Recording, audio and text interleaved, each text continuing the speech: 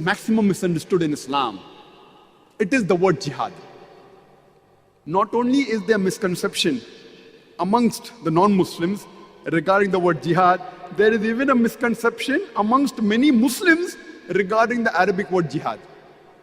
Many people think that any war fought by any Muslim for any reason, whether it be for power, whether it be for personal gain, whether it be for money, it is called as jihad.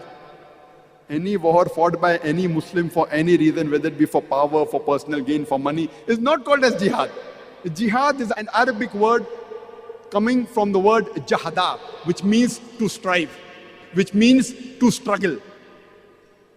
In Islamic context, it means to strive and struggle against one's own evil inclination. It also means to strive and struggle to make the society better.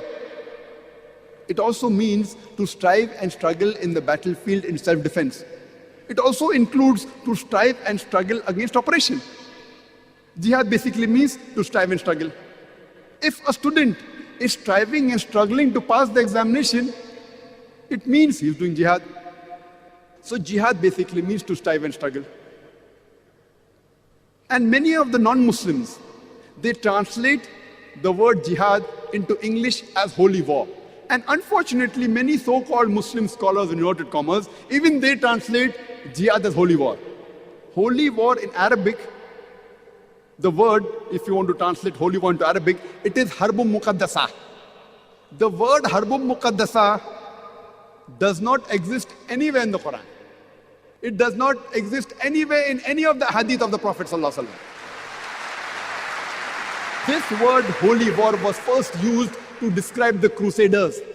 When the Crusaders, in the name of Christianity, they killed thousands of people, they termed it as a holy war. And today they're using that word for the Muslims. See how the media is.